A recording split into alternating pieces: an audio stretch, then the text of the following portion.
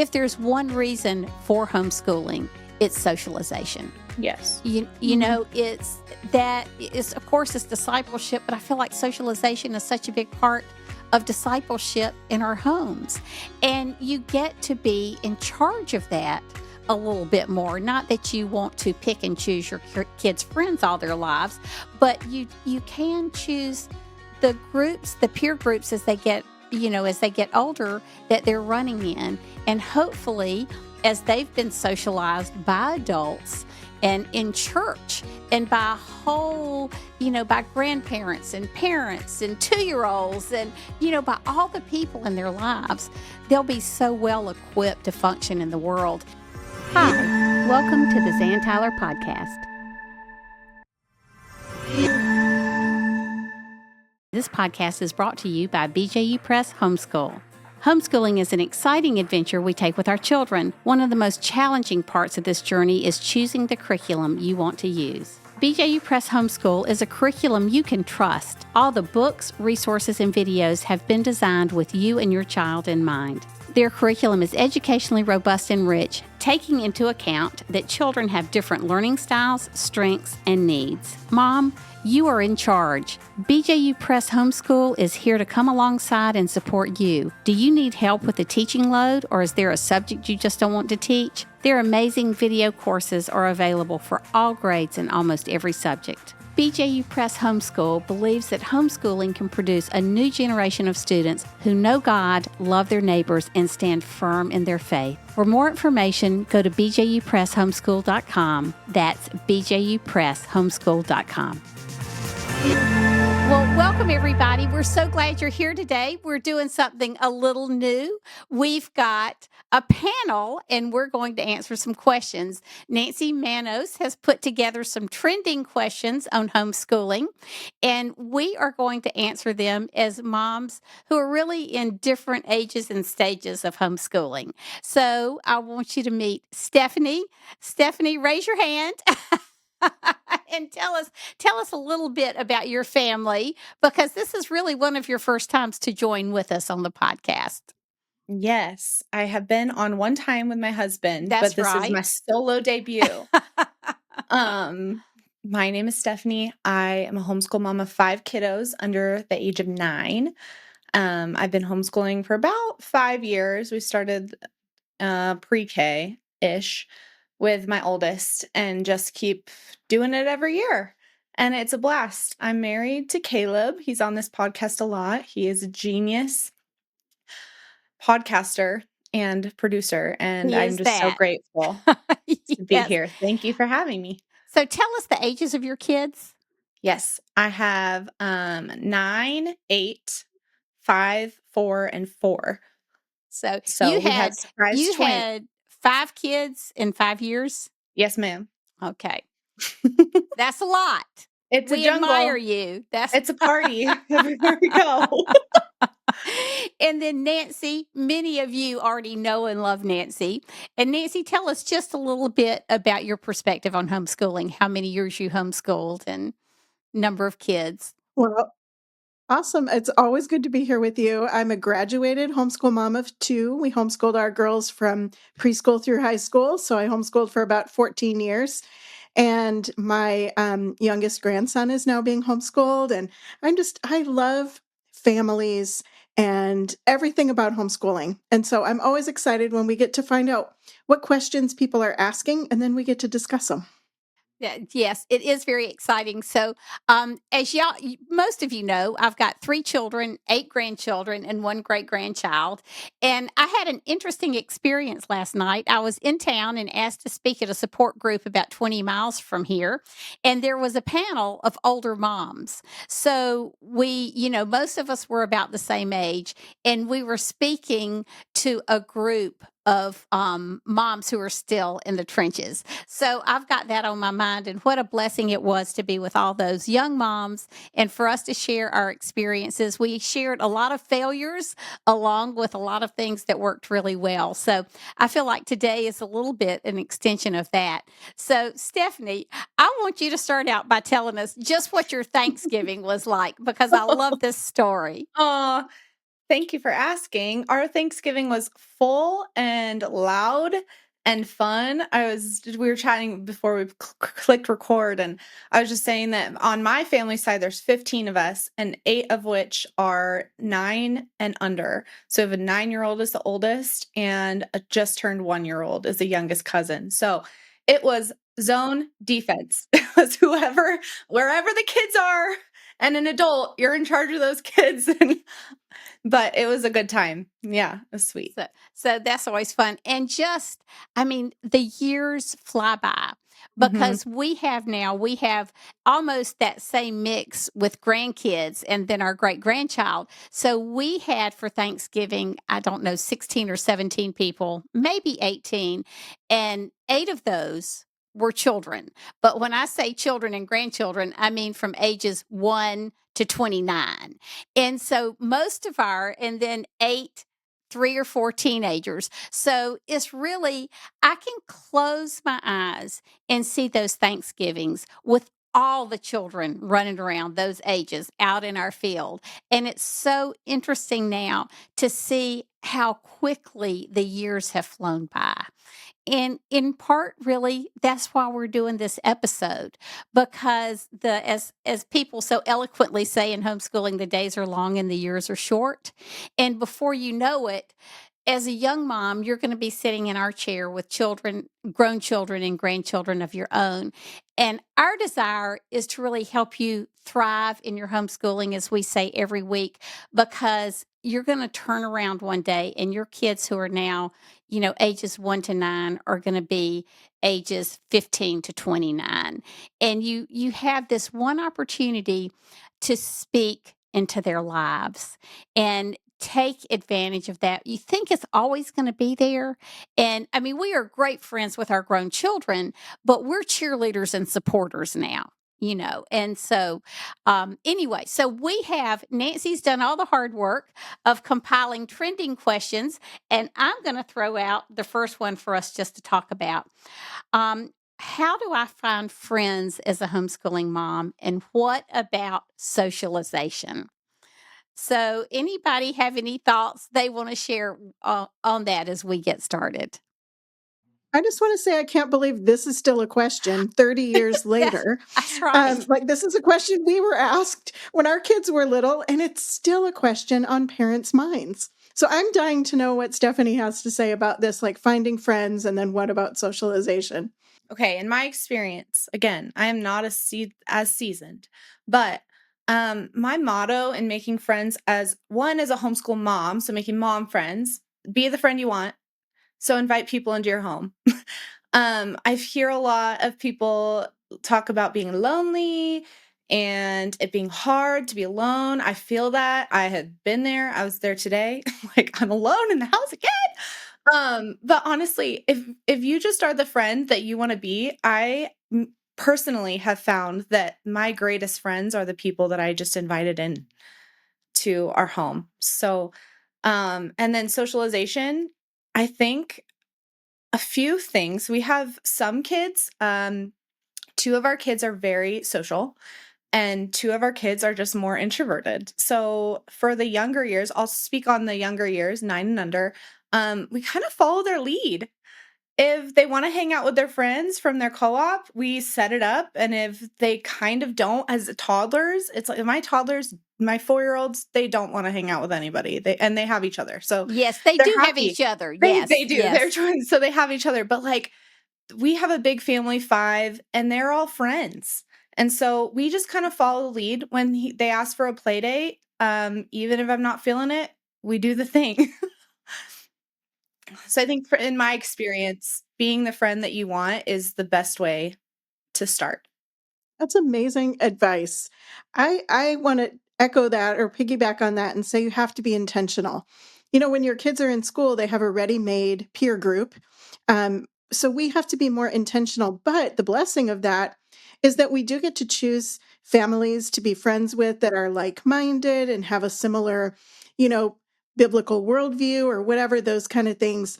But just putting yourself out there and getting involved in places where other homeschoolers are, go on homeschool field trips and then be intentional about following through and inviting them over, like Stephanie said. And I always think too, what do people mean when they ask the question, what about socialization? What are they really asking? And I think it's that they're one, afraid their kids are going to be weird because they're at home.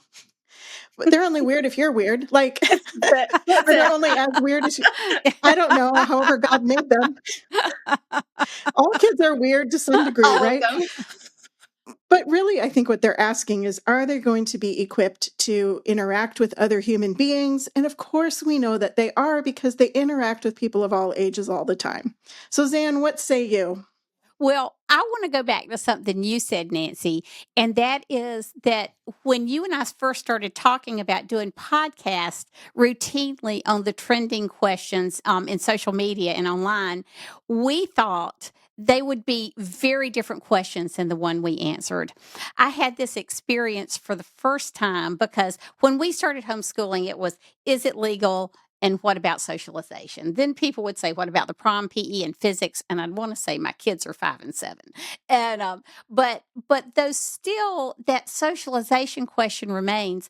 Joe and I went spoke twice in Japan to a couple of homeschool conferences there each time. And so as we went, and I knew that they wanted me to have a couple of sessions with a translator, just sitting down with moms and talking, I remember thinking, how am I going to answer their questions? I'm not equipped to answer these cross cultural questions. Their questions were all the same. What about socialization? How can I find friends for my kids? Will they get into college? Am I going to ruin them? How do I make everything work? How do I fit it all in? And we'll talk about that later today. And so that was so instructive to me. And as you've so faithfully put these questions together, Nancy, it is that lesson all over again. As moms, we love our children and we want the best for them. And we'll do anything legal within our means to do that. And so I just want to say about the whole socialization issue. If there's one reason for homeschooling, it's socialization. Yes. It's that it's of course it's discipleship, but I feel like socialization is such a big part of discipleship in our homes. And you get to be in charge of that a little bit more. Not that you want to pick and choose your kids' friends all their lives, but you can choose the peer groups as they get older that they're running in. And hopefully, as they've been socialized by adults and in church and by by grandparents and parents and 2-year olds and, by all the people in their lives, they'll be so well equipped to function in the world. It was interesting because I was sitting in a panel of people last week and it was not homeschoolers. And one person said, well, we always know when a homeschool kid walks into the legislature. And we were talking about homeschool capital days, and they said because these kids, it doesn't matter if they're 4 or if they're 20, are going to look you in the eye, shake your hand, and ask you a question about your life. And I thought, that is such a great reflection on socialization that is so uniquely different. I think that's why people can't grasp how powerful socialization can be in our homes. And we never stop and talk about socialization has 2 aspects, positive and negative. And I think we need to realize that not all socialization is good and not all socialization is bad. But in our homes, we can coordinate that just a little bit better. Um, any other thoughts that y'all have on this? I have a thought on just like another one on friendship and socialization.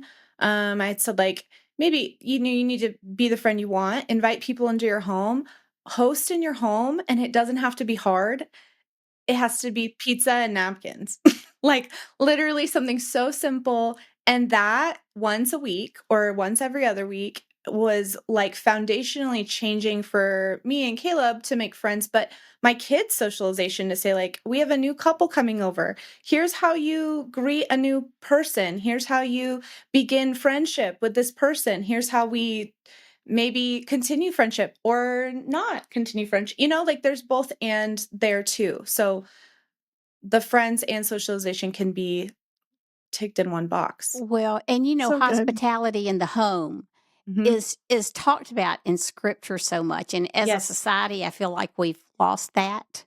Mhm. And it's a privilege for me because I've experienced hospitality in Nancy's home, and I know just from being with you and Caleb and spending so much talking, how many times you have people in your home, and it's really a lost art. There was a book back in the day, "Open Heart, Open Home," and I think by David and Karen Maines, and that was so foundational for me as a young married mom. And so, what you're saying here is such a fresh and unique take on socialization and how we can teach our children to do that. One thing I want us to talk about before we leave this topic is just the socialization that's offered through some support groups who take field trips together and co ops where the kids are going 1 day or 2 day or even 3 days a week. And so we have, what are your takes on that type of socialization? My kids, from my personal experience, are in a co-op once a week. My older two, the 8 and 9-year-old, they go 1 day a week from 8 to 3. It's a long day for them. They are not used to that. We get our school done in about 3 hours. Um, but that alone, has been such a blessing, one to me to get a little bit of reprieve. Um, but two, for them to be socialized in a space that I chose, which was my favorite part because I got to research, I got to look at the teachers teaching, I got to see. So this year that's been great. They've gotten playground they've learned new rules about the playground and like some things that you don't get at home. There's a realistic thing there. We've also done in our city in Colorado Springs, we have something called High Country, and every parent teaches and every kid gets to go to a class, and that has been fantastic to not only just like pour into your homeschool community as something that you're good at, to teach, but to have other parents teaching. And we've had a lot of success in that, in that socialization piece. So that's been a really, really huge blessing to us both ways. We've done both. I Yes. love something you said, Nancy, about as homeschooling moms, we just have to be more intentional because Hmm. Stephanie, when you found your co op, you researched to Hmm. find the one you felt comfortable with. And Yes. Nancy, I know when your girls were younger, you had to be intentional about finding friends and groups for them. Yep. Yep, we did. And so I just and to those of you, if you're looking for a co-op or looking for a support group, I think there's a number of ways you can find it. And so y'all chime in here. HSLDA, Homeschool Legal Defense Association, has a website where they have a lot of local groups cataloged on one part of their website. And it will, by all means, it will never mention all of the little co-ops and all of the little support groups and micro schools, all these things that have formed, especially since 2020. But if you look hard enough, you can find one. And if you can't find one, start it. Oh, I talk absolutely. so I talked to several moms last night who talked about in the early years of homeschooling, they would just meet four homeschooling moms and say, okay, we've got to get together and do something or we're going to all die on the vine. Till today, where we have Joe and I started a co op in 1997 that is still going strong and is much bigger and broader than anything we ever imagined when we started that co op. So if you don't have it, start it. And I would say that prayer is foundational to that. Yes. I would add, um, as a millennial mom, if you post on Facebook, you will find them all. Like literally find a mom's group, find a homeschool group in your city. Even if I have lived in the tiniest city and there was still a homeschool group and there was still a ton of stuff going on. So post there, but also just be obedient to what the Lord is telling you, and but day by day, not even in like the year. Just take it day by day and be like, Lord, what do you want us to do today? What do you want us to learn today? Where do you want us to start? And I have found that in my life, that has been the most fruitful. Oh, yes, that is so good.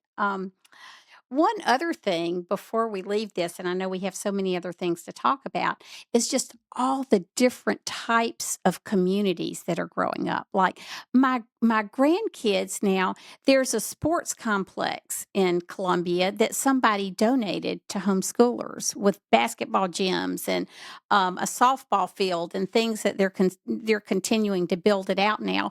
But that has provided opportunities for football and basketball and next year and baseball, not particularly in this complex.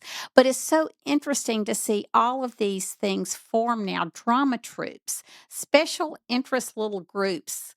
Not that sports is small and not that drama is small, but you can find the big homeschool groups and the small homeschool groups.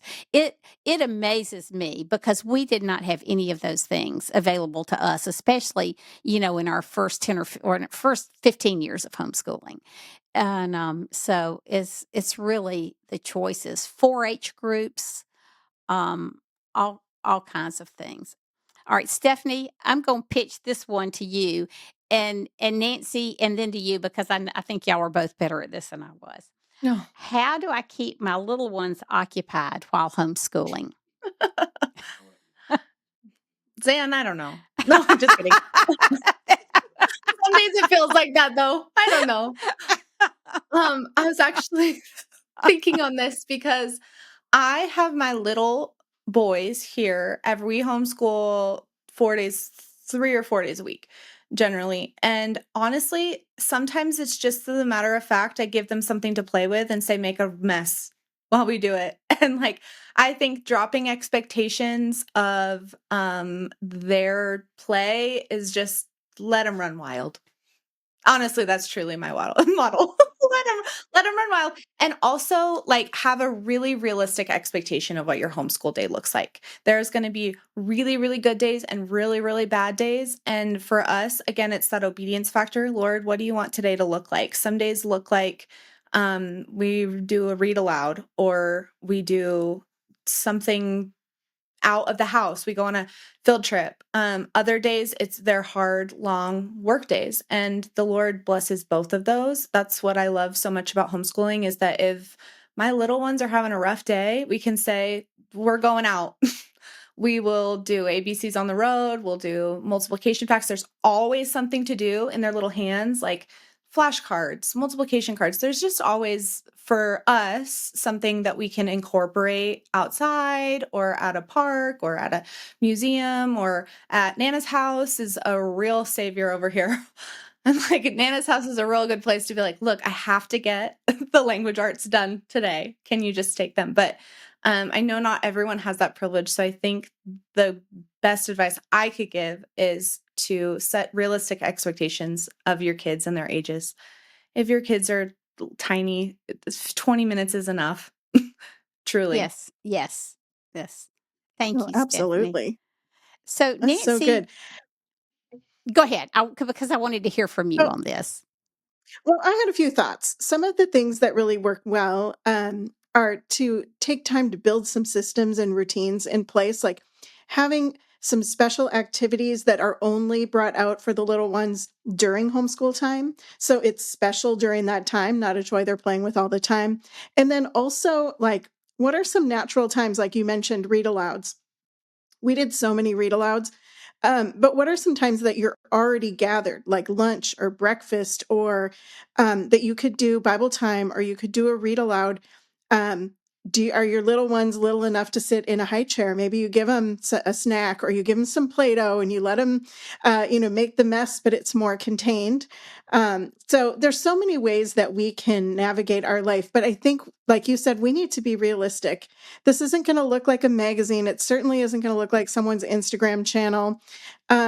This real, like real human beings that have real emotions and real messes. And, so figuring out maybe it's that your older ones need that one-on-one time while your little ones are taking a nap. Take advantage of the opportunities that come naturally in your day.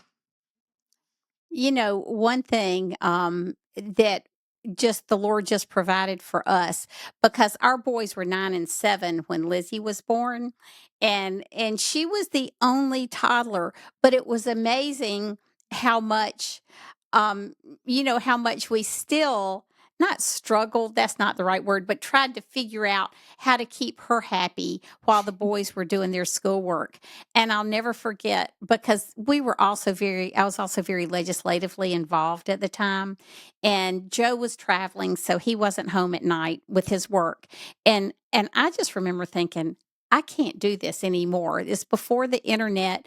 And so just to go down to the state house, I mean, you couldn't people never answered their phones and you couldn't find out when a meeting was, and I'd have to get all 3 kids dressed, nurse the baby, make sure everything was right just to go to the state house and wait for 2 hours to speak to a senator for 5 minutes. I mean, it was, and I just thought, I just can't do this anymore.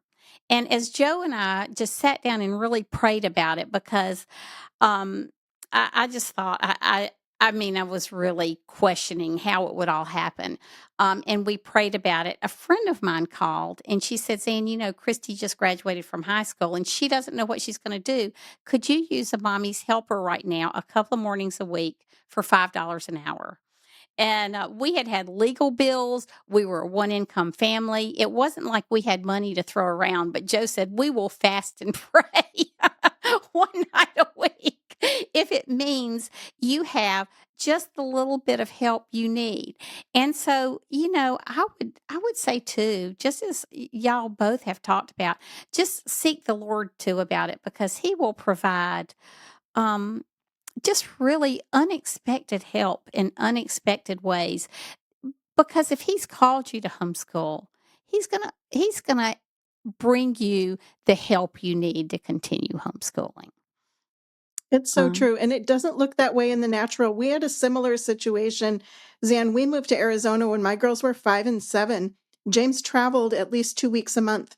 So it was just me, no support, yes, nobody, and we had to figure it out. Now, 5 and 7 isn't toddlers and babies, but it's amazing how God meets you in those seasons and he does provide. Yeah, that's um, so good. Yeah, Zan, we have used that in seasons. We are just coming out of a season that maybe we haven't had to use as much help for homeschool, but and we'll touch on this in a little bit, but the things that the Lord puts on your heart to do, like we were just talking about, he will fill in the gaps where you cannot handle Yeah. it. And I have found, and I'm feeling it today. I'm like, Lord, you got to fill this gap in. But he does every time. And the Yeah. places that we value the most, we will handle. And the places that we value the most that we can't handle, he will. mm, amen. So Amen. true. So true. So true. Okay, Nancy, I'm going to throw this question to you. Do I have to have a teaching certificate or other credentials to homeschool? No, that's the simple answer. You, as the parent, are qualified to teach your child at home. Many times I've talked to moms who were teachers, who were classroom teachers, who decided to come home and homeschool their children. And every single one of them has said they had to unlearn what they learned as far as classroom management. It doesn't apply with your 2 or 5 or 7 children. Um, and so just kind of forgetting some of the things that they learned as a teacher to be able to teach their children at home. And so the simple answer is no. You really are qualified. God gave you your children, and who he calls, he equips. And that's always so encouraging to me. But there is no legal requirement that you have a teaching certificate or other credentials. Yes, that's right. That's right. Stephanie, do you have any thoughts on that? Nope. Okay. If not, well, I'm that's grateful that we don't good. need the credentials, and I've done it so far. Yes, okay, that's good. I mean, that's the biggest endorsement you can give, really. Last night, this panel I was on, I guess there were 5 of us who were all, all of our kids had graduated from homeschooling. there were 3 public school teachers who went into homeschooling, 1 girl who never went to college, and then myself. And so it was just so interesting, even among the public school teachers, the way they homeschooled was so different. One was very structured, one was very, very loose. And one had a child who loved school, and her second child just hated school. She said, every day I had to deal with a child who hated school. And, my mother was a public school teacher, and she said, I didn't learn how to teach from going to college. I learned how to teach from being with the kids in the classroom. And it's so true. I do, and for those of you who are researchers, HSLDA did a study many years ago with Brian Ray, and one of the things they discovered was there was just a very little difference between parents who had a high school diploma and parents who had PhDs in terms of their academic outcomes. And it was so inconsequential that it was not a statistical issue at all. We always laugh about it, but we always say that a worried mom does better research than the FBI. And a mom is going to do what they need to meet their child's needs, no matter what it takes. I think I just am like so gospel centered, at least I try to be daily, that to encourage any mom who maybe is worried about not having a teacher's degree, or I haven't graduated high school, I haven't graduated college, whatever that is, if you are in your word and you are open to the Lord and what he has to say, he will give you, like, truly, he will give you the knowledge you need for the day. Again, I say it day by day. He will give you the knowledge. Sometimes my kids ask me things and I'm like, Lord, I don't know, baby. You're gonna gotta go seek the Lord on this one. And he does every time. He gives me something, or gives me a place to look or be or go or ask or somebody to go. So I know I'm gonna say it 3 more times, I'm sure. But like, if we are with the Lord and in his word and memorizing his word, we will be equipped, just as equipped truly as a teacher that has been classically trained. Amen. So good. And I want to take just a minute here to thank our sponsor, BJU Press Homeschool. And to me, they answer a lot of issues that homeschooling moms have. We have many, many friends and many of our consultants who have used the videos during the daytime for some or all of their classes, but still been very involved in their children's lives. So if you need help in terms of teaching some subjects, our videos are available, and you can always talk to a consultant. You can go to our map, homeschoolhelp.com/map, and find your state and a consultant there who can help you. So I do want you to know that there are curriculum companies like ours that do make a special effort to give you tools you need as a homeschooling mom to make your job easier. Okay, here's a question for the ages. How do I manage it all in homeschool? And I mean laundry, grocery shopping, cooking, teaching. Now, all of a sudden, being the guidance counselor and the chauffeur and the coach for all of their sports teams. And how do we manage it all? Oh my goodness. This is the one big question that people have, right? Because I don't think people quit homeschooling because they can't teach math or science or grammar or whatever. They quit homeschooling because they can't figure out how to homeschool and do all the rest. Yeah, it is hard. How are you It's hard. surviving, Stephanie? Uh, um, well, first, I'm not doing it all. We can't. We can't. You value what you value comes first, and you have to prioritize things. A couple practical ways that we do it all, because to start, I don't alone. My husband is a wildly helpful father and husband, and so honestly, we have learned there are days that I just have to tap out and say, the house is a mess. Dinner's not done. It's Chick-fil-A night, and it is what it is. And we keep a pushing, and tomorrow's a new day. My husband, truly, I don't know if this was a conversation. I'm looking at him over here. I'm not sure if this was a conversation or it just happened naturally, but he does most of our laundry. He is better than me at remembering to switch the laundry. So practically, that works for us. I do very, very easy meals. Nothing is gourmet. It's like meat and sauce and noodles. That's it. Like we don't, not even any spices, you guys. It's quintessential. Here's some noodles.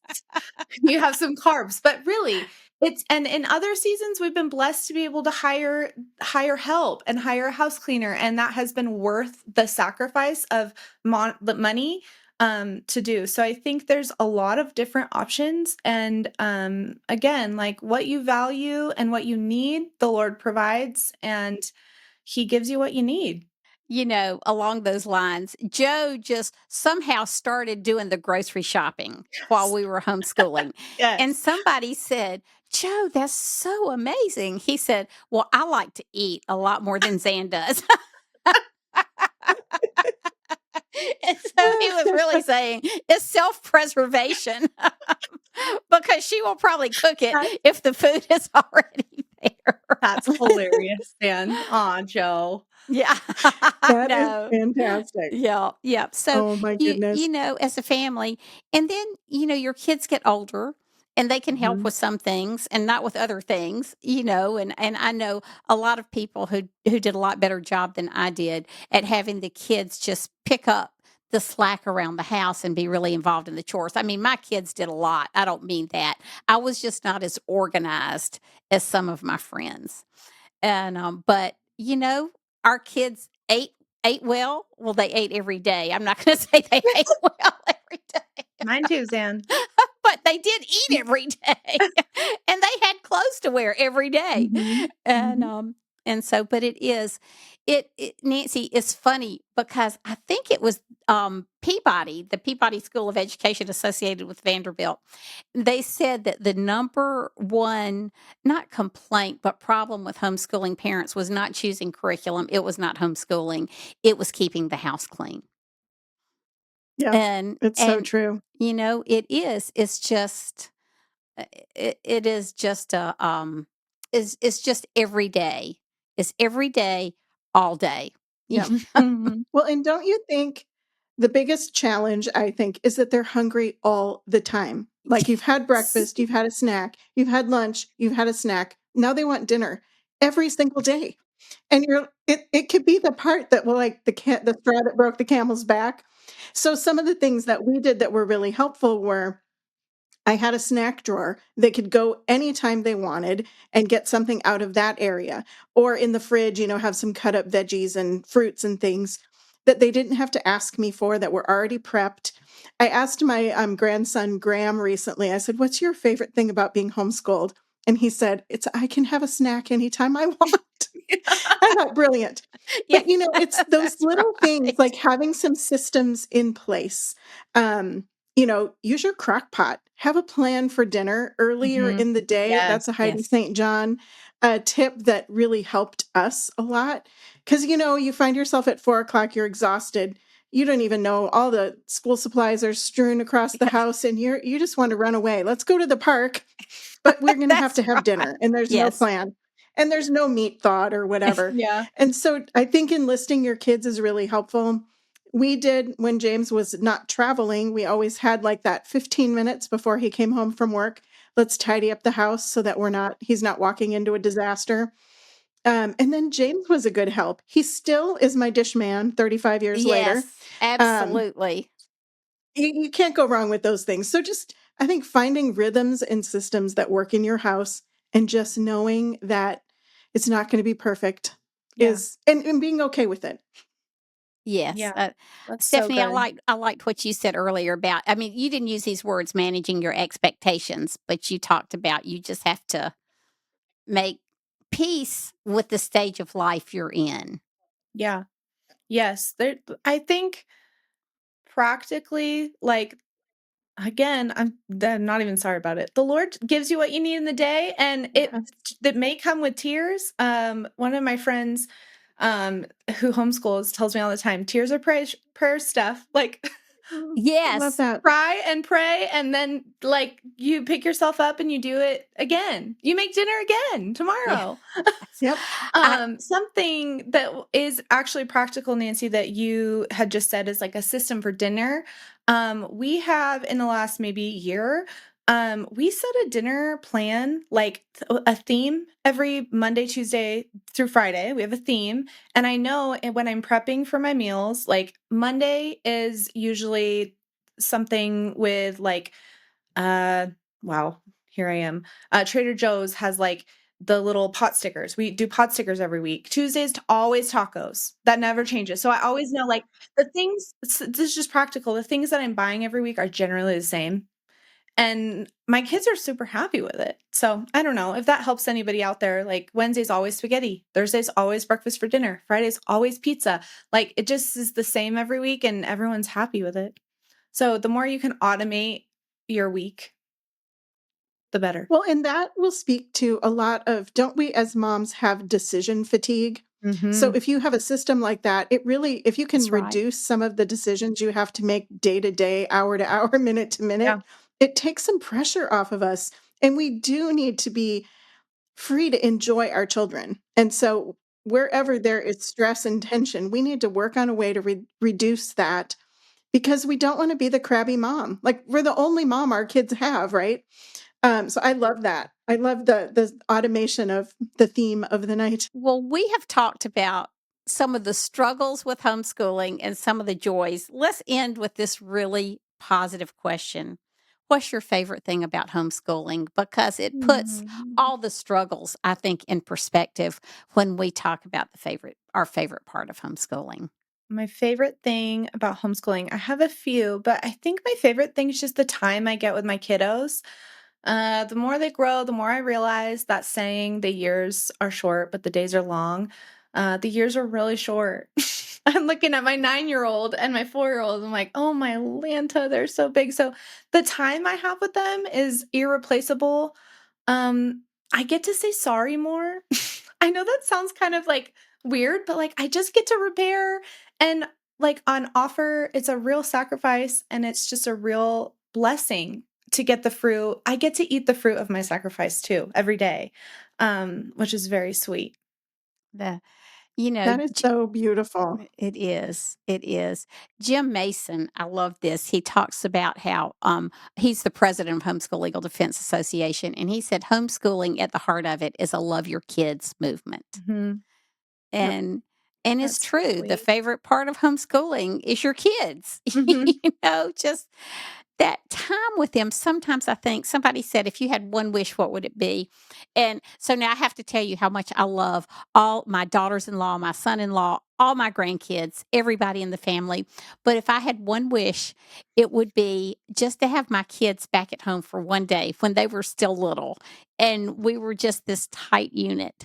And I would hug them and love them and tell them everything I cherish about them because you don't realize what a precious gift that is when you're in the middle of it. You try to remember, and a lot of days you do remember, but you've always got so many things vying for your attention and that have to be done for people to eat and have clothes to wear, like we talked about. So, but that is the most precious part that you will always carry with you, I think.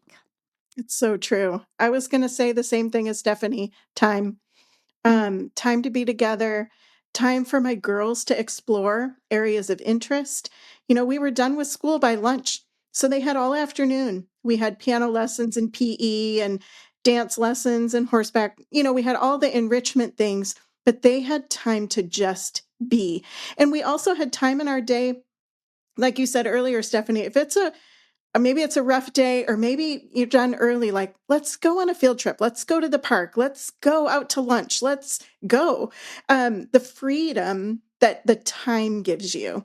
And then time is, especially as the girls got older, that they had time to get enough sleep was really crucial. Time to volunteer. So, time to me was the biggest gift. When you say that your oldest is 9, my grandsons are now 7 and 10. And I'm thinking, it's going to go by in an instant.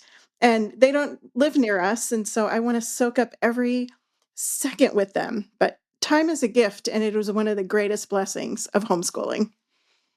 One of the things you said, Nancy, and our time is quickly coming to an end, is just that you really can focus on your children's interests and giftings and their education and life intersect every day.